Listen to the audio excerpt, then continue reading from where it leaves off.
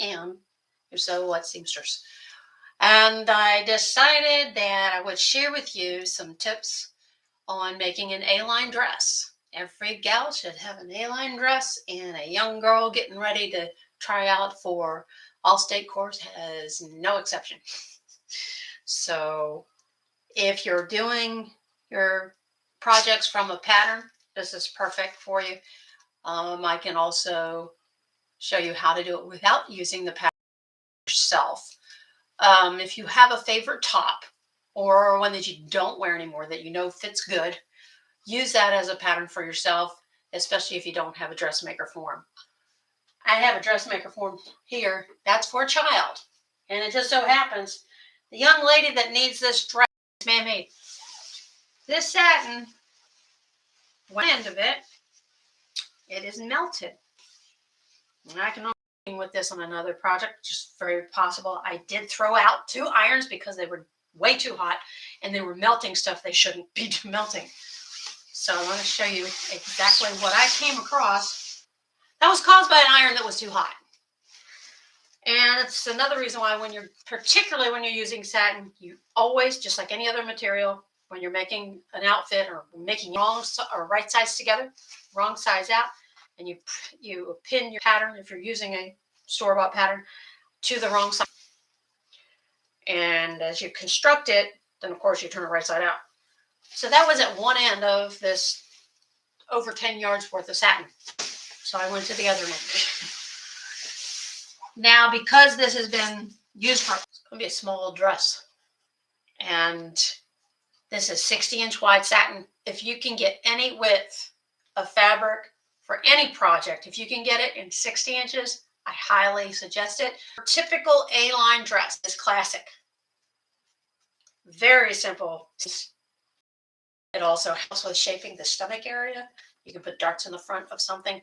If it's like, say, this is too loose, I can put 2 darts in there and make it more form-fitted, more tailored look.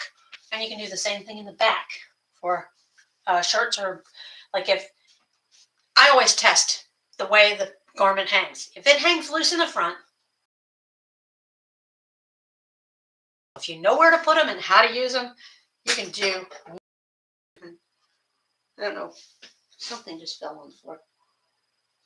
Oh, the screwdriver.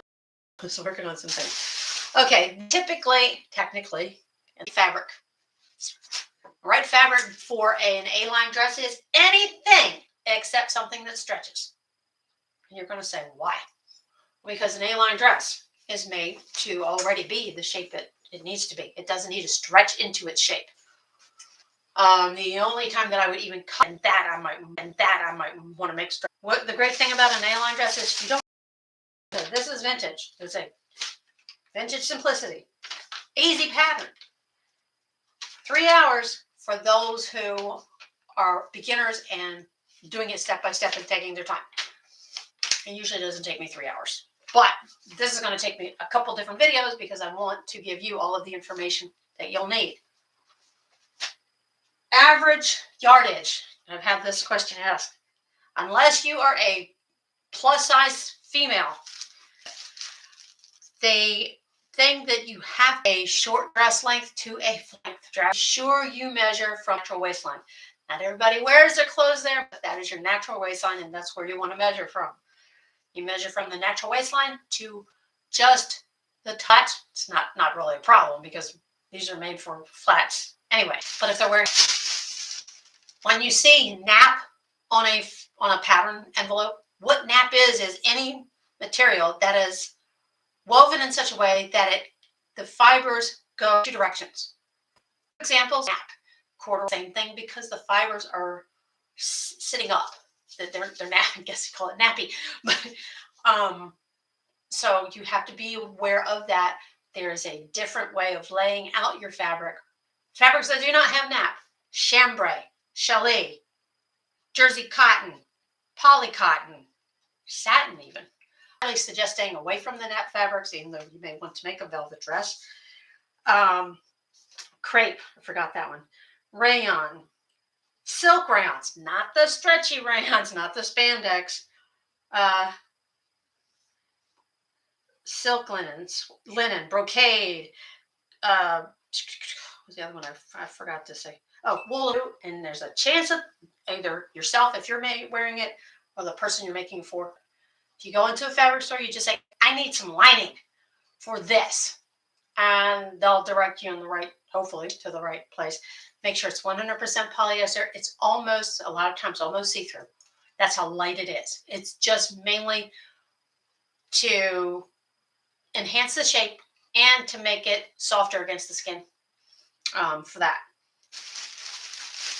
Okay, I have taken this young lady's measurements, and that's when I got out the child size dressmaker form. I just acquired this recently. It does go have a front and a back, and the front and the center fold is where a young lady who has child shape from here to here, she's child size, an extra small. Remember I told you about darts? Well, they're pre-printed with darts. Make that adjustment at the top for when I put this on here. So here's the neckline, and that line that would be the cutting line would be at the neckline, because then you're going to have 5/8 inch for the seaming. And I'm going to move it to equal widths. This is a lot easier because you can literally, as you come in for a fitting to fit your pattern, they come in really concerned about where that dart's going to go when it is done. So for this size, I have 16, 14, 12, 10 would be there, because same way the darts are spaced evenly, just like here, just like your neckline or anywhere else. And I'm going to come down a 1/2 inch. And that's where I'm going to mark my size 8. That goes from that dot, even space it across, a line across. And what you'll notice too, on when you have a dart on the side like that, your side seams are evenly spaced from one side to the other. There is one that's a little bit wider, but that's because we're getting into the a lot smaller size. And she's in between sizes up the top, so it should be fine. I always give myself a little wiggle room, and I do not cut away any fabric and the onset, just in case I need to let it out a little or take it in more. It's easier to take in more than to let out when you don't have anything to let out. So you don't want to cut away anything when no mess ups. Also on here, it shows where if this person is she's petite, but her neck, there's a measurement, it's called back to waist length. That basically means that this was the back of the waistline measurement. If you measure it, like when I measured her, she had average measurement. But if she were petite and she measured shorter, then there's a line on your pattern that says petite, fold or lengthen on it. So you would take, if this was a petite, you would fold this up to where the waistline would fall into place where it needs to be. That's why it's good if you have the person with you. But if you don't, make sure you take all the measurements. Here's a list of measurements. Get a piece of paper, long term, and then after a while you kind of like, it gets drilled in size. Believe it or not, even though it's not the fullest part of the bust. That's your bust size. This is for you ladies who want to know how to get the right bra size for yourselves. You measure here. Whatever this is the number. Like you measure inches. Anything past 3 is a D cup. And the more numbers you go up, E, F, and so on and so forth. So for you ladies that are having trouble finding the bra that fits, now you know how to get one that fits the right size. There's too many women out there wearing the wrong size, so I just thought I'd share with you. So if I was going to make a petite, that's what I would. This works out great for me for this project for one thing. She may be tiny up here, but when it comes to her waist to where it needs to hang, it's short and anything. The only thing I have to play with is the bust area and the chest area. Line down the middle for the back. And that's it. The only thing different on the front is you're going to put the darts. You may have to make it a little wider, but that's what Book paper's for. That's what newspaper's for. That's what tissue paper's for. That's what tracing paper is beautiful for that. Rolls of it, really cheap. I have a big roll of it in the house that I've used. So you want to follow suit. That's how you do without using one of these. To the extent of doing the whole mathematic thing, take a ruler, take on your body and measure from here to here. If you want to make it a pattern that will last forever, that you know you're going to make A-line dresses till there's tomorrow, and there's so many things you can do with an A-line dress to dress them up and dress them down. You have no idea. So I don't know why there aren't any more in the stores than what there are. But before you use it, what have I said about cottons? Wash it. Wash it in warm water. So I've covered fabrics. Don't do stretch with an A-line unless you have some kind of where you actually need a stretch somewhere. You can put in as sleeves. It has to have short sleeves. You can't have bare shoulders. Sleeves are another animal. Now, when you get a pattern, typically your sleeve is going to be for long sleeve, and it shows you where you cut it for short sleeve. It also shows if kind of item, and then I'll go to the other side and do the same thing like this. So this had nothing written here. Where this cutting line, I want to put a long sleeve. All I have to do is match those two pieces, those two spots together, and we're good. You don't have to worry about it. So I'm going to go ahead and cut this sleeve off, because if you do one row of gathers, you do two. I've even gone to the, so this is the bottom half of the sleeve off. Okay. The great thing about man-made fabric, and they won't tell you this in the pattern puts in it a specific way to lay out stuff with the grain. It doesn't say which direction the grain is. Typically, they want the, depending on who I'm making it for. If I'm making it for myself, I don't always follow that rule, but you do it the right way. Follow the grain, the vertical grain, when you pin on your fabric. I'm a rebel at heart, so. But I like to save on fabric. I don't like to waste material.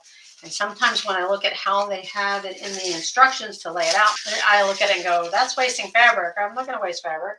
So I try to get the most for my money, so to speak. Now I have the front of the dress and the back of the dress to pin these on. One of them's on the fold. And when you have your fabric laid out, you have to have it right sides together. This is the wrong side. These are the right side. Right sides are together. This is this finished machine finished edge. That is your selvage. You always fold your fabric, selvages together, right sides together. Whatever you make. I've adjusted for the sizing of it, so I'm not worried about that. Now, in order to get the fold on that, the fold line on the fold, I have to lay it out upside down for me, or right side up for me, upside down for you. And then I just remembered something. Didn't I say the waist to floor was, and those wrinkles, even though they're tiny, there's about 8 of them, and that could be a ½ inch difference in what I cut out. If you have a wrinkly pattern, don't be afraid to iron it. Iron it. Iron it on a low heat just to get the wrinkles out. And that is what I always do, because I do not want to come up short, because it's too hard to add to it. I even put a little steam on mine just to get wrinkled out. And down that. There it goes. There comes the steam. The steam helps flavor up. You don't want to put it like, you don't want to do like a stamp where you put, a stamped envelope over a steaming teapot. So the steams it open so you don't get caught reading somebody else's mail. Now you don't want to use that, but you do want to use a steamed iron to get any of those wrinkles out, because they can make the difference in whether it's the right length when you do the finished product. Believe it or not. They're not there anymore. I mean, you can see where they were, but they're not there. So now I can actually pin this down. Actually, that was where it just touches the edge of that fold. So if you put your finger on top of the paper, you can feel that lump fold of the fabric. That is how you correctly place it before you put a single pin in there. You want to pin it about for something that's this long, this length, I do about every 2 to 3 inches for a specific reason. Because when you have more length, you also have to worry about the horizontal part. So the one way I can describe it to you is when you first put your pattern down, you want to pin it on or on the outside of it, never behind it. Then you're taking away fabric. So when you put it down, you smooth it out as you pin it. That gets rid of any possible wrinklage, the final sizing of it. It also keeps your pattern nice and perpendicular, like it's supposed to be. But this particular one, because satin is a slippery material, it's going to slide a little. So what I usually do is I'll pin the 2 shoulder pins right here. And then I go down that fold. Sorry, let go. This one's going to be kind of long. Kind of long. Go down that fold. And halfway down, I know it's not going to shimmy anymore. And then pull it back. So I went down. I got my hand there, right? I'm going to put a pin right there.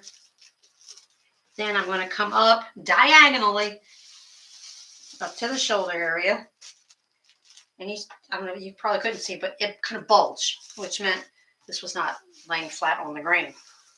So now I've got it flat on the grain.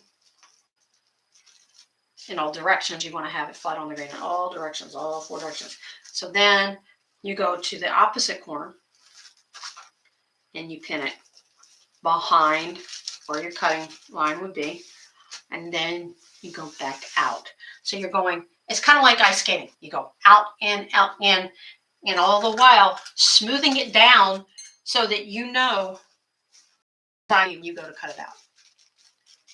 And that is what this, and I've got a dull pin. If you ever come across a dull pin, throw it out. Don't put it back in because you'll grab it 10 times just like I, and then I get mad because I forgot. Just throw it out. I had done this couple different things, and I had some leftover type pins in there, and the stitches start getting stupid, and that's because I've got a bent needle. If you ever are sewing and you start having loops in your stitches, please do not touch the tension. It is the very last thing you want to touch.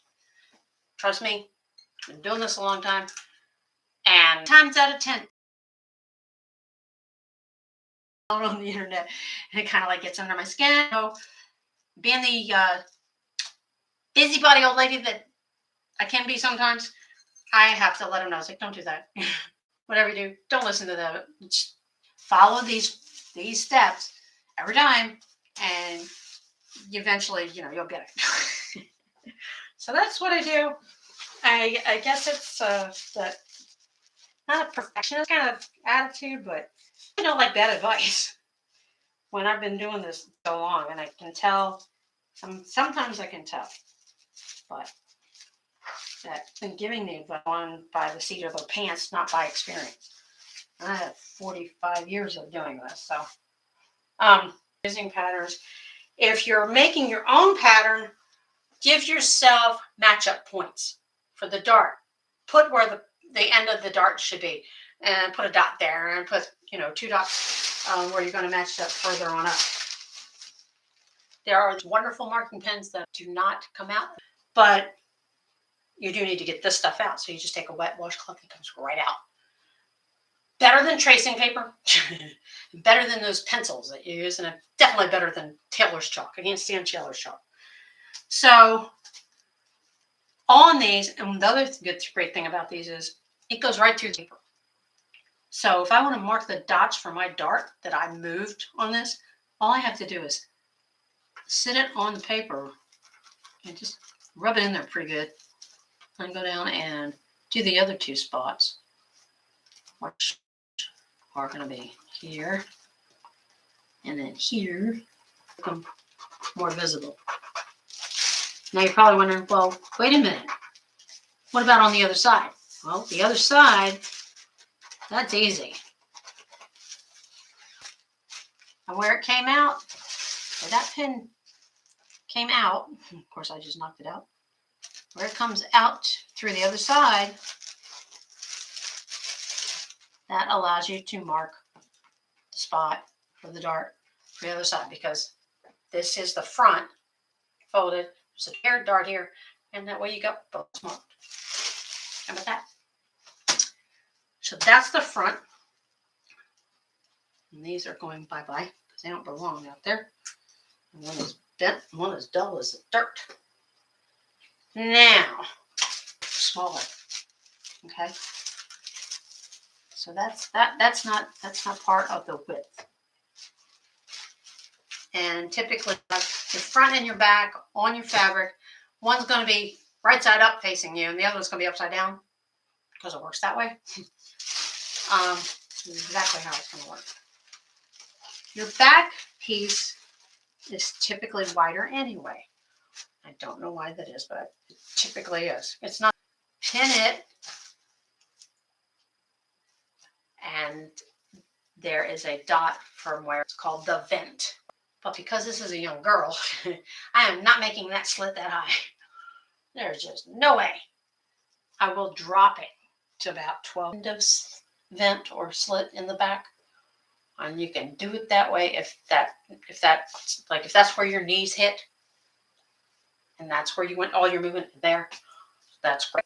Not so much for a kid, but so then at the end of these, and same thing with the back of the neck when you're using on the facings. Now, when you do fusible interfacing, when you use fusible interfacing, you do not pink and just pink them just facing. Back in the day, we didn't have fusible interfacing. We had facing. And because it was facing, it had to be basted to the facings. Interfacing, I'm sorry. The interfacing had to be based to the facings. And then we had to do that. So right now, for your A-line dress, what I want you to do, if you're following classic A-line dress making pattern, sewing, looks like this, where it has more of a flared skirt on the bottom. Okay, this is a fuller one. This one actually requires a lining, if I'm not mistaken. It depends on the material. You don't always have to put a lining in it. This is not going to require a lining because it doesn't. This satin is a medium satin. You have different weights of satin. Yeah, super light, medium, heavy weight. And you got chambray, which has a little twin start off with. You make all your darts after you make all the darts. And then your next step is to put the zipper in. Believe it or not, the zipper is not the last thing you put in. The reason being is you're doing the back seam. When that back seam is done, you're going to go, boom, you're doing the shoulders, you're doing the sides, and you're doing the sleeves, and it looks hot. Hot, didn't I? Sorry. And an A-line you can make into a formal gown, formal dress, formal party dress. You can add some crinoline, poof out the little tulip skirt of it. There's so much you can do. You should have at least 3 or 4 of them. And it is not hard. The hard part is trying to figure out how to fit it to yourself when there's nobody to help you out on it. But if you take your measurements right, you get it. And you can always adjust it. Don't cut away anything unless you absolutely have to. And when we do the darts, I'm going to show you how to do the darts. I got a new machine. No, it's not new. It's a vintage white. Do with an A-line. I would love to see someone make an A-line and share with me. That would be fanatical. So part 2, we're going to put this together. I'm going to get it all pinned up here because I found that burnt mark in here and had to work around it. And I hope that you've liked this video so far. It kind of gives you a little taste of where we're headed. Because it can be kind of long in explaining, and I try to be as thorough as I can. If you have any questions whatsoever, please leave it in the comments. Please share this video. If you know anyone who says, I don't look good in dresses. Yeah, you do. You got to be. But ladies, it doesn't matter what your size is. It doesn't matter if you're plus size or not. You put on an A-line, make this little girl's A-line, I'm making myself one. How about that? Because I don't have one, and I talk about them all the time. Well, I do have one. But it's so 50s. It has polka dots. So I need a more modern one. And then I've got a wedding dress I'm working on. So please leave me a comment. Share the video. And of course, subscribe. Okay? Because I'm not your conventional seamstress. I like to do things a little different. And I like to teach people how to do things different and have the same results and sometimes better results with what you make. You got something you want to learn how to make? Hey, let me know. That's what the comments are for. And I love a challenge, like I've told you. And all I want you to do is that now that you've started, don't stop. Just keep sewing.